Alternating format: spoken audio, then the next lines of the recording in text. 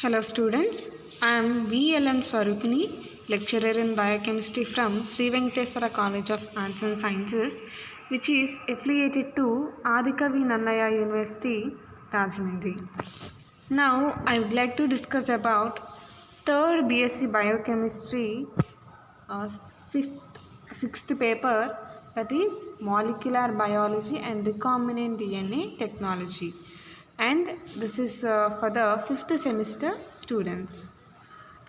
And this paper contains 5 units, and the first unit is DNA replication and transcription, in which we will discuss majorly about the structure of the gene, experimental proofs for DNA as genetic material, DNA replication, models of it, and experimental proofs for these replication models, particularly for this semi-conservative model of DNA replication, and enzymes required for replication process like DNA polymerases, helicase, topoisomerases, primase, ligase, and DNA replication in E. coli, and also inhibitors of DNA replication. So these are the topics related to DNA replication that we are going to discuss in this unit.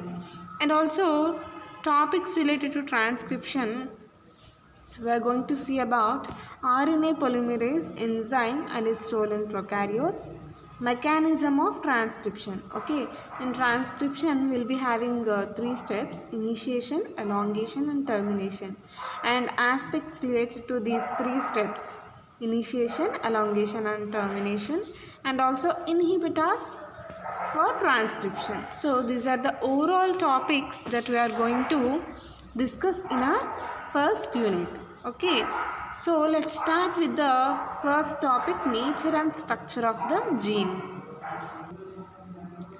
First of all, what is gene? Gene is a small segment which is present in the DNA, and collection of genes are genetic material DNA is made up of. That means DNA consists of many segments of genes, and these are collectively called as DNA.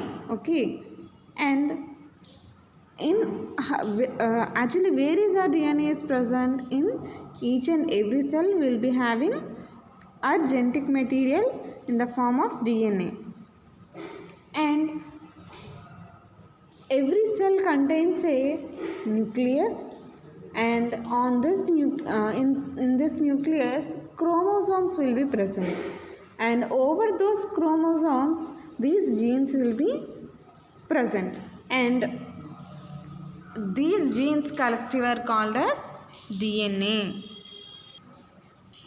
Okay, now let's see in detail about this topic, nature and structure of the gene.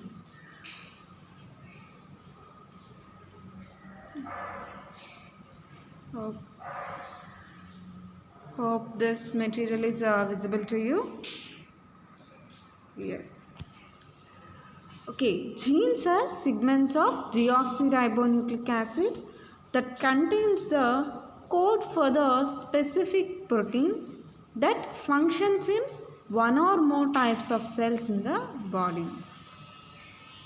That means, as I told earlier, this gene is a segment of DNA. It is a segment of DNA, and it carries a code for specific proteins, and these proteins will function in not only in one cell. These genes may work in multiple cells. That means more than one cell. Okay, and why, first of all, why only DNA is considered as genetic material? Why DNA is considered as genetic material? Just think about this question. I'll answer this question in the next video. Why only DNA is called as genetic material in humans? Why not RNA? As we have, of course, we have DNA as a genetic material, but along with DNA in our body, we'll also have RNA and different types of RNA in our body. But DNA functions as genetic material and not RNA. And why so? Okay, just think about the answer. I'll answer in the next class. Okay, and coming to this gene, this is a segment of DNA, and this carries specific code for different kinds of proteins. Okay, each gene carries a code for one particular or specific protein. Okay, and these chromosomes are structurally within the cells that contain genes. Okay, as I explained earlier, nucleus, every cell will have a nucleus, and this nucleus will have chromosomes on which these genes are present. Okay, and what is the purpose of the gene? This will carry a code for particular protein. That means finally for any gene expression or finally for protein expression, this gene will carry a code. Okay, and in our body DNA gets replicated, and finally replicated DNA will undergo transcription process for the formation of mRNA, which is a messenger RNA.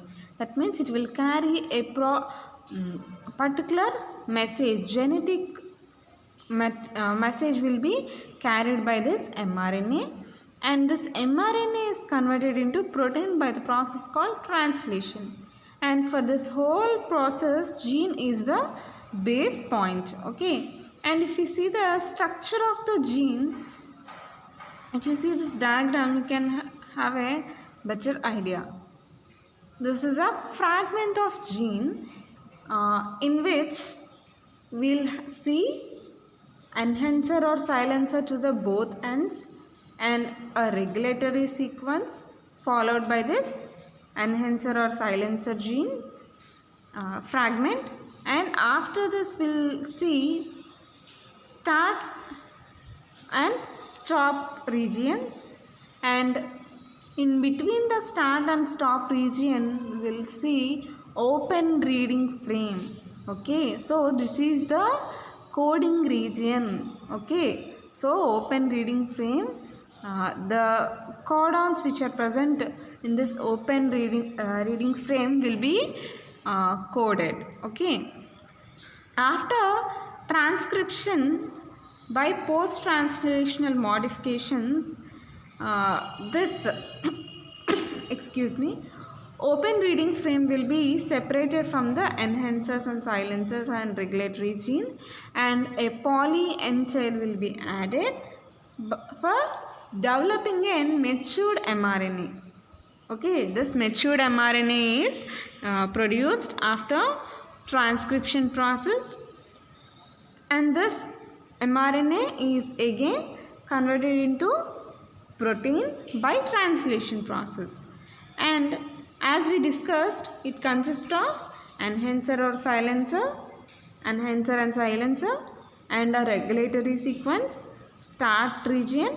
Start region means encoding will start from this point, and stop region it will where the coding will be stopped at this point, and between the start and stop regions will have a open reading frame.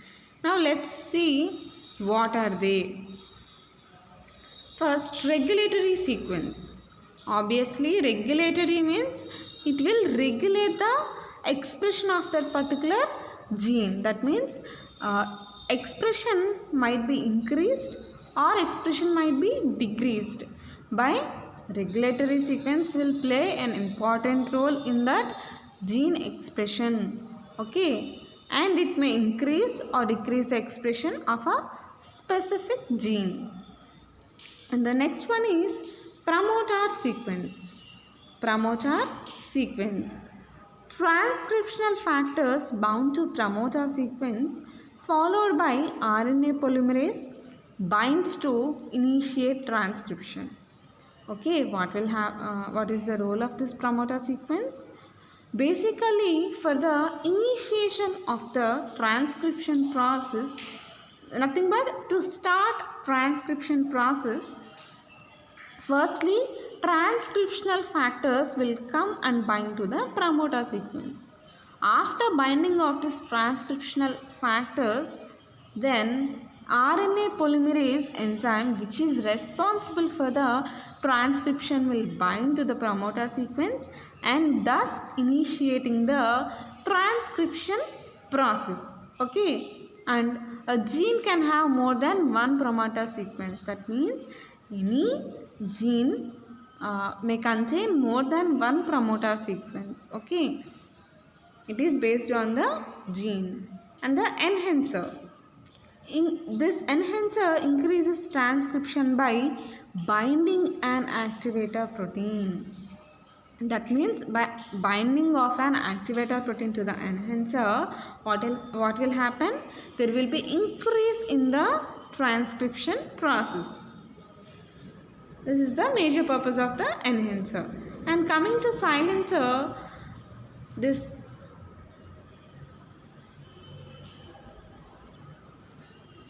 whenever a repressor protein come and binds to silencer, then this transcription process will be stopped. And how it will work? By binding of this repressor proteins to the silencer, this DNA or the fragment of DNA will not be available to the RNA polymerase enzyme, which will transcribe this DNA into mRNA. Okay, what will happen?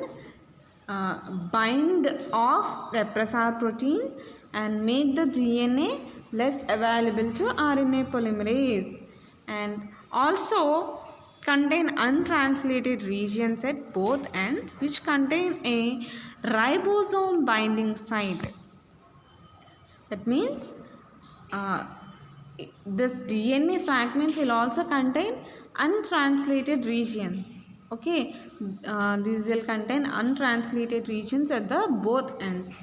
Okay, which contain a ribosome binding site and terminates and start and stop codons. That means these are responsible for the starting and stopping of the transcription, and for this process untranslated regions which are start, stop codons, regulatory sequences are present at the both ends of this DNA fragment. And in addition, most eukaryotic open reading frames contain untranslated introns which are removed before the exons are translated. That means here every gene or DNA fragment contain both introns and exons. Introns are the untranslated or unnecessary fragments, whereas exons are the translated fragments. Okay, that means after transcription process, these introns should be removed from the mRNA fragment so that translation will be carried uninterruptedly. Okay, so here in this eukaryotic open reading frames, it will also contain introns along with the exons. These introns are untranslated and these should be removed. So for the removal of these introns, this silencer will be used, as this repressor proteins will bind, and by that this particular introns will be removed. So this is the structure and nature of the gene. Okay, now let's see about DNA as genetic material. Okay, DNA as genetic material. In our syllabus, we just need to see the experimental proofs for this DNA as genetic material. Okay, we can see two important experimental proofs, and the first one is Griffith experiment. Okay, Griffith experiment. In the year 1928, British bacteriologist Frederick Griffith conducted a series of experiments using Streptococcus pneumoniae bacteria on mice. Okay, that means this British bacteriologist means is a scientist or a researcher who work on bacteria. Okay, and he is Frederick Griffith, and he conducted a series of experiments. That means this is not a single experiment, series of experiments on mice using the streptococci or Streptococcus pneumonia bacteria. Okay, and he conducted this experiment in the year 1928. Actually, Griffith was not trying to prove DNA as genetic material by this Streptococcus pneumonia and mice, but actually he is developing a vaccine against pneumonia. Okay, that means by injecting the Streptococcus pneumonia bacteria to mice, he is conducting an experiment to develop vaccine against pneumonia. Okay, as pneumonia is caused by Streptococcus pneumoniae bacteria. By working on this bacteria and mice, he wanted to develop a vaccine for the pneumonia. But while working on this vaccine, he accidentally he proved DNA as genetic material. Okay, so now let's see how his experiment was carried. Okay, in this experiment, Griffith used two related strains of bacteria known as R and S. That means he have taken two different strains of Streptococcus pneumoniae.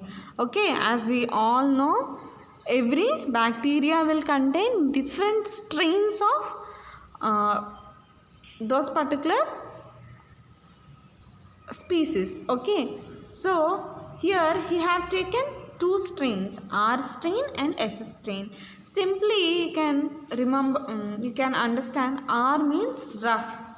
Remember, R means rough and S means smooth. Okay, that means rough Streptococcus pneumonia and smooth Streptococcus pneumonia strains were selected by Griffith for his experiment. Okay, of course he started this experiment for the development of a vaccine, but this is by this experiment he proved DNA as the genetic material in organisms. Okay, so now let's see what is R strain and what is S strain. R strain, when grown in a petri dish, the R bacteria formed colonies or clumps of related bacteria that had well defined edges and rough appearance.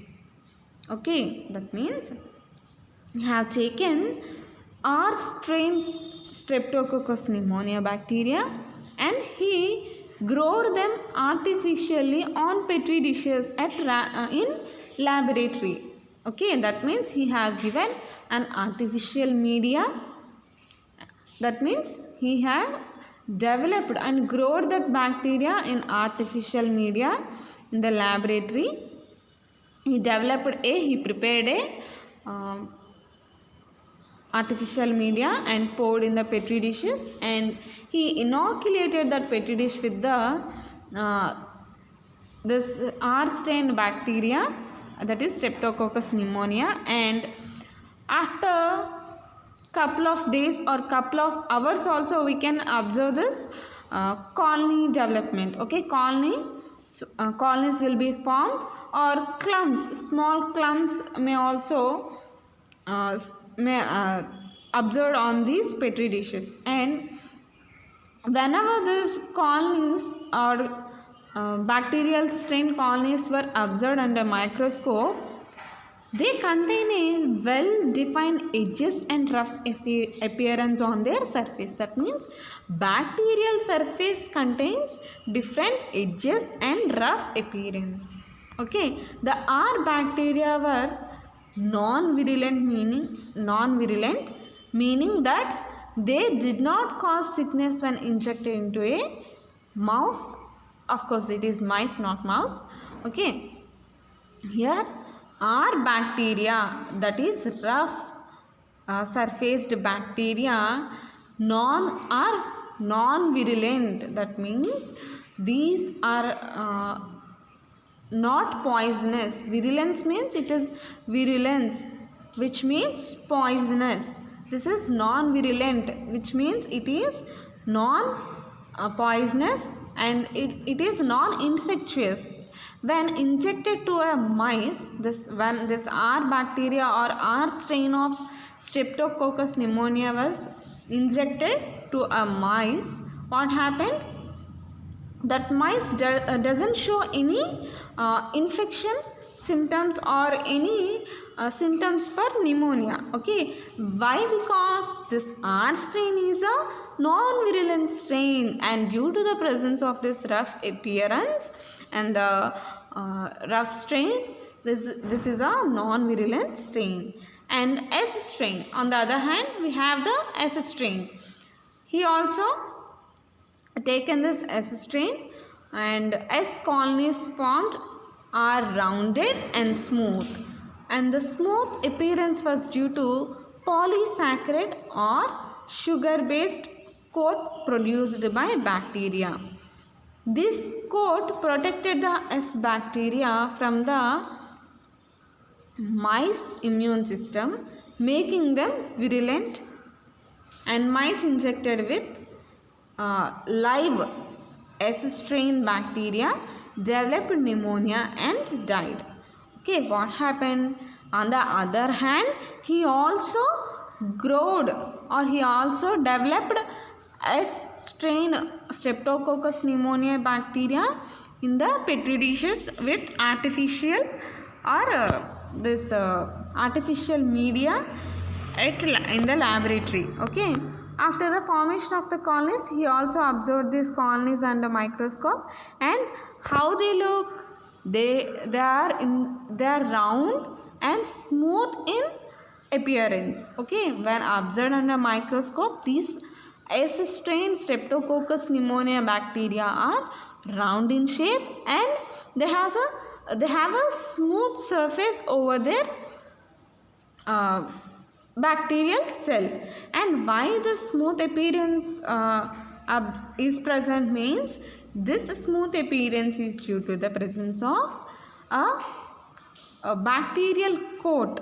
Okay, bacterial coat with polysaccharides or sugar base. Okay, this bacteria contain a special coat with polysaccharide or sugar components, and this particular coat is protecting that S strained Streptococcus pneumoniae bacteria from immune system of the mice. Okay, this is a special coating for the S strain Streptococcus pneumoniae bacteria from the immune system of the mice. Okay, and because of this became non-virulent strain, and it is capable of causing infection in that mice, and finally it developed pneumonia symptoms and it died ultimately. Okay,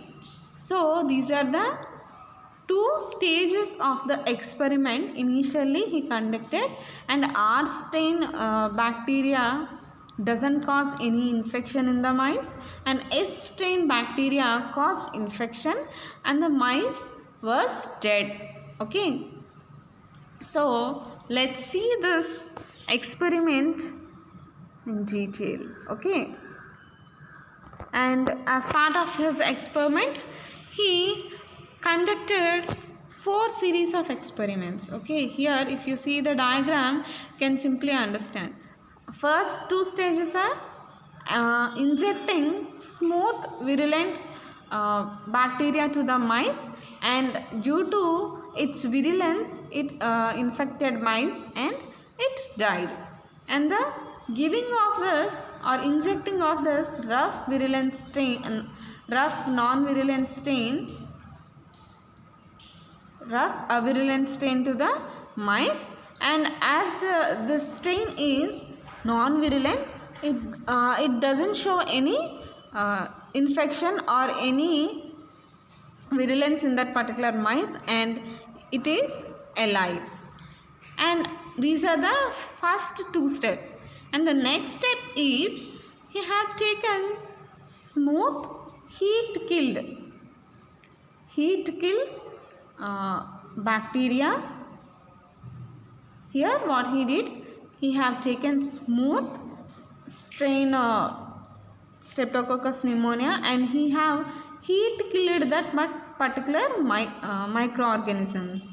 That means he heated that bacteria, and by which that particular bacteria will be denatured, its cell wall will be denatured, and due to the absence of the special coat, this virulence will be removed. Virulence of that particular virulence nature of that particular strain will be removed, and even after injecting that smooth strain heat killed bacteria into that mice, it is alive.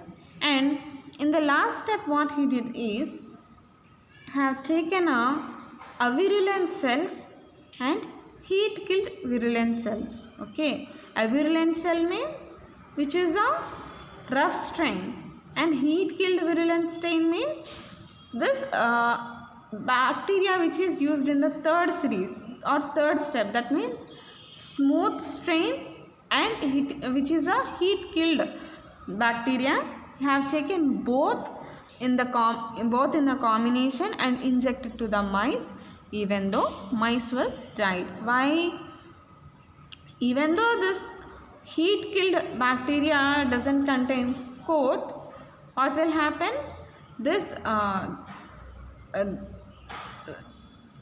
heat killed bacteria, even though it is died, what will happen?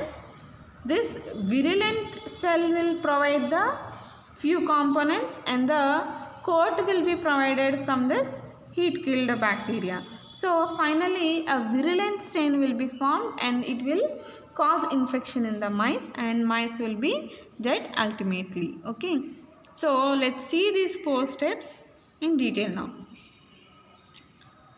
When the smooth virulent S strain which is capsulated is injected to mice, the mice is affected by the virulence of the S strain and mice is dead. So this is the first step. What happened? Smooth virulent S strain, it is a capsulated, that means it contains a special coat made up of polysaccharides, and this will give protection from the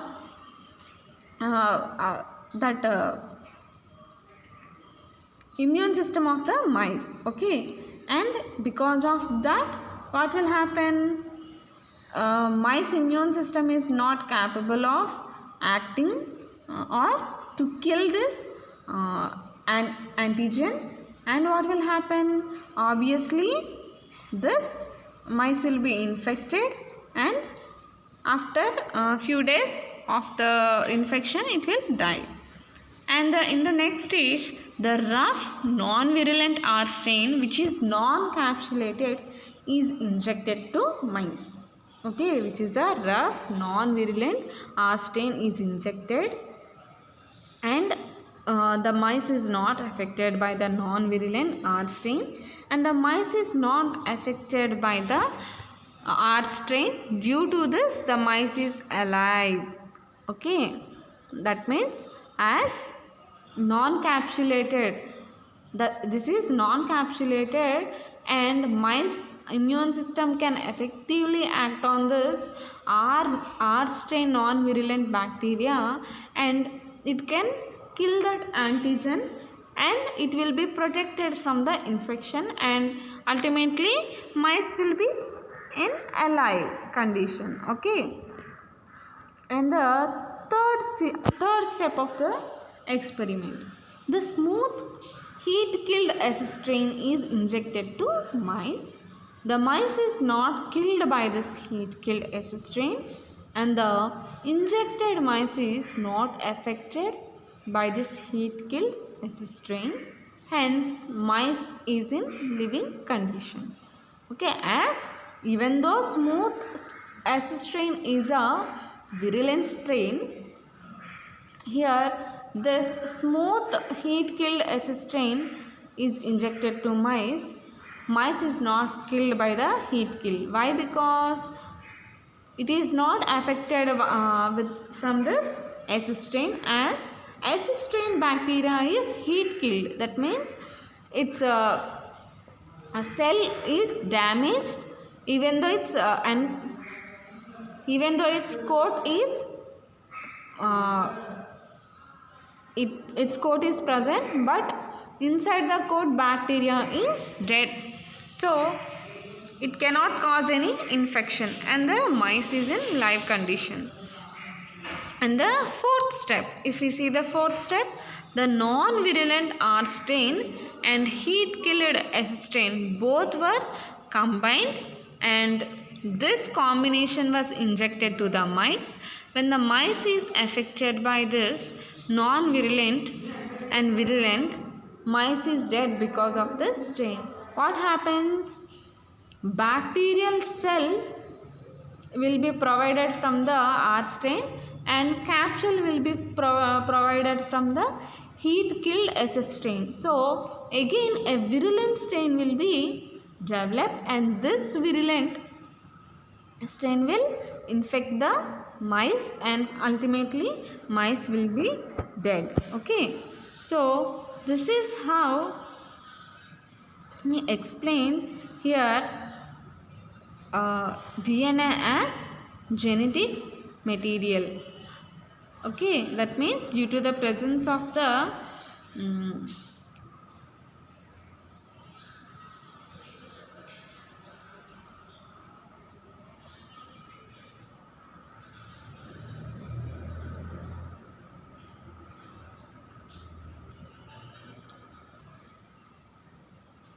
due to presence of this genetic material only, here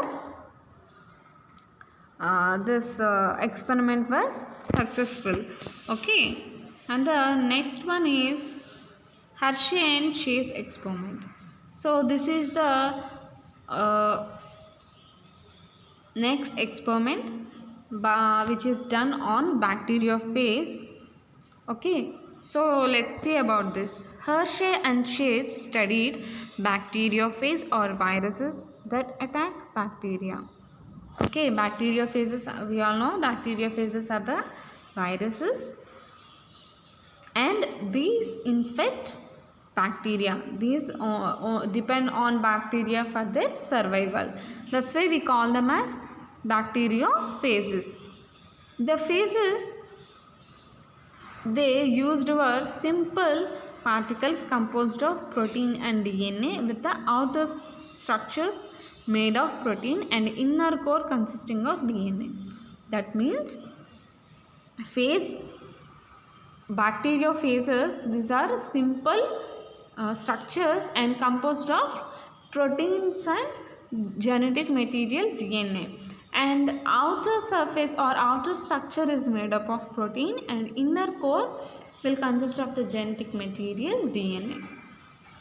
Here Hershey and Chase knew that the phase attack to the surface will attach it to the surface of the host bacterial cell wall and injected some substances, either DNA or protein, into the host. That means they are not sure with the component that this particular bacteriophage is releasing into the bacterial cell for the infection. Okay, it might be DNA or it might be protein, but by the end of this experiment they confirmed that the genetic material DNA is being injected or DNA is being released into the bacterial cell for the infection. Okay, so prior to the experiment, what they know that this bacteriophage can attach onto the surface of the host bacterial cell and will release some substance that might be DNA or protein into the bacterial host cell. This substance gave instructions that caused the host bacterium to start making lots and lots of phases. In other words, it was the phase genetic material. That means after the release of this unknown substances into the bacterial host cell, what will happen? The particular substance is instructing, or it is due to that particular substance, bacteria will start developing number of phases in that particular bacterial cell, and finally mainly it is developing bacteriophage genetic material in that particular bacterial host cell. Before the experiment, Hershey thought that the genetic material would prove to be protein. That means he thought protein as the genetic material. Okay, that means before any experiment, every scientist will have few assumptions. Okay, this is a assumption of Hershey. Okay, what he assumed, this genetic protein might be the genetic material is the assumption of Hershey. To establish whether the phage injected DNA or protein into host bacteria, Hershey and Chase prepared two different batches of phages. Okay, so as they are not, they doesn't have any confirmation between DNA and the protein, they developed two batches of these phases. In each batch, the phase was produced in the presence of specific radioactive element which was incorporated into the macromolecules DNA and protein that make up the phase. That means in both the batches, what they did, they labeled these phases with specific radioactive elements. Okay, and to the DNA and to the protein components, and due to presence of these radioactive elements, they can easily identify this component which is entering the bacterial cell. So that is the major idea of the experiment. So one sample was produced in the presence of S35 radioactive isotope of sulfur, and sulfur is found in many proteins and is absent from DNA. So only phase proteins were radioactive labeled by this sulfur. That means sulfur is a component which can be seen in proteins, and so what they did is they used this sulfur 35 radioisotope, and so as this is the component present in proteins, it will attach to the proteins and not to the DNA. Okay, and the other sample was produced in the presence of radioisotope P32. Okay, phosphorus, as the genetic material contains phosphate groups, this P32 radioactive isotope is used to label genetic material, whereas protein components were labeled with this sulfur 32 radioisotope. Okay, 35 radioisotope, and this DNA genetic material is labeled with P32 radioisotopes. Okay.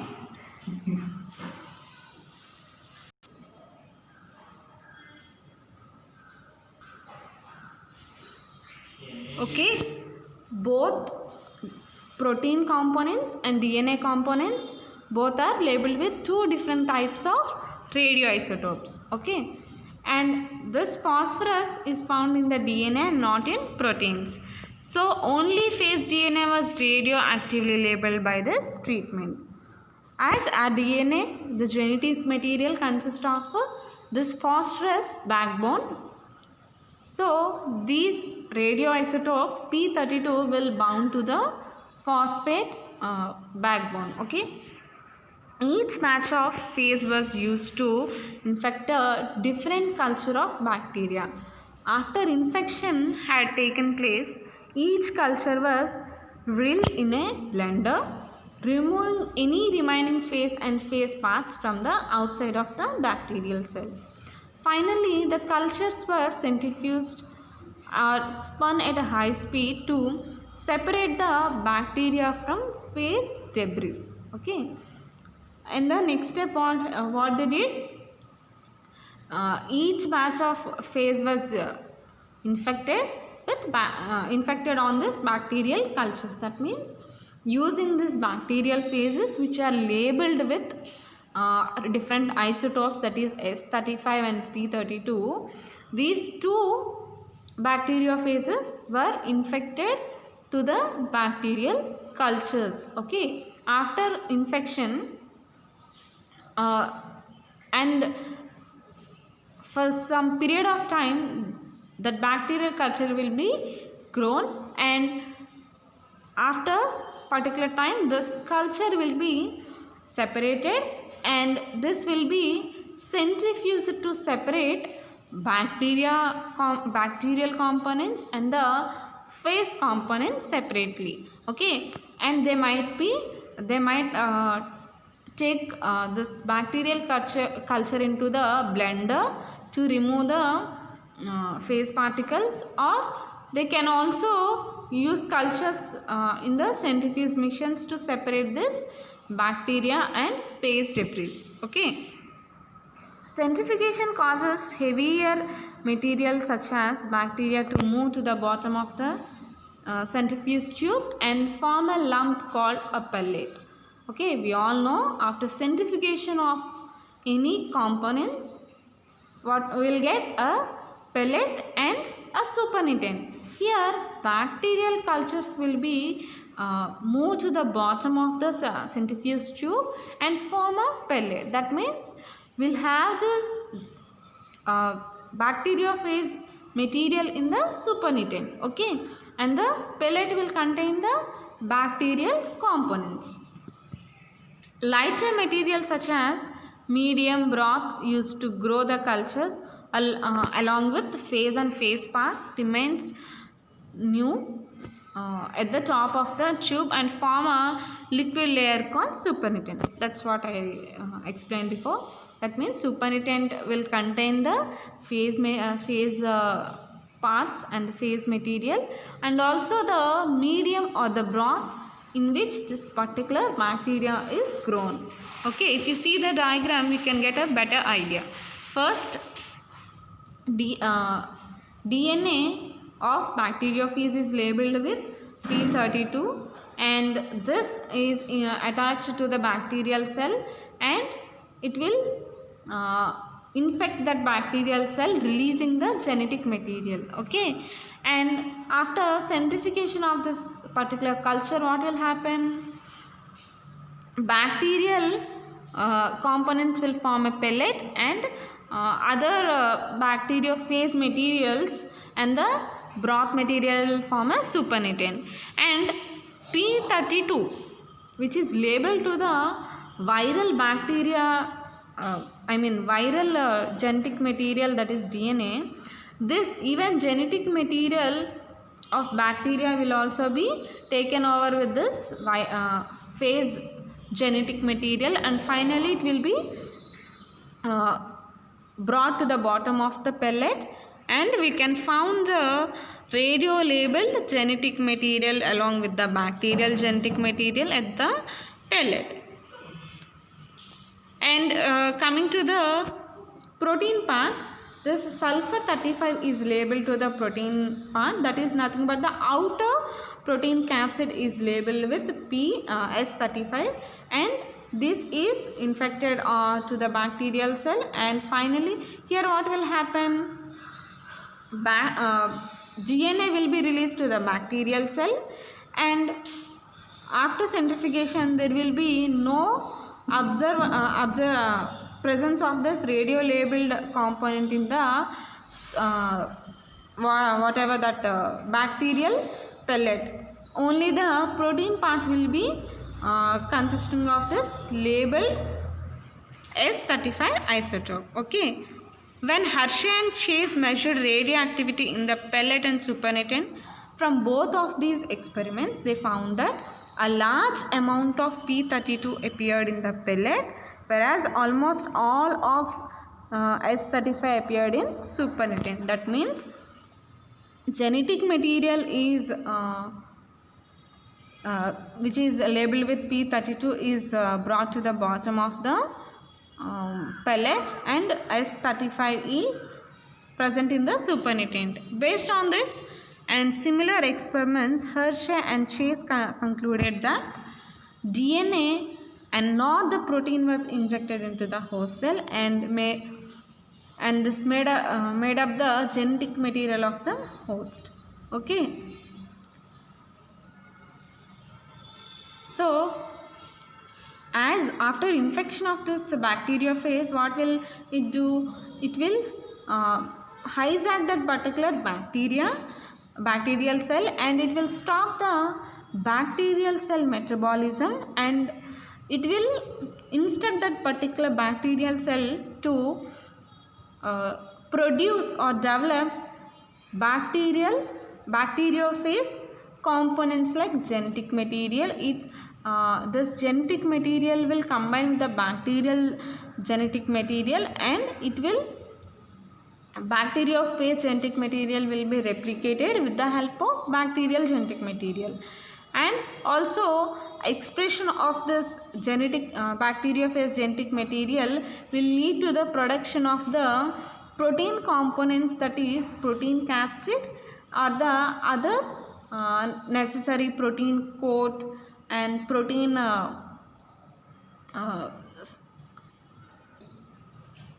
protein based tail plate or tail pins, tail fibers. All these were produced by the expression of the bacteriophage genetic material, which is replicated with the help of bacterial genetic material. So this is how Hershey and Chase finally proved DNA is a genetic material which is meant for the infection of this any bacterial cell with bacteriophage genetic material. Okay, please keep the material with you while listening to the class, and if you have any doubts, please contact me. Thank you, students.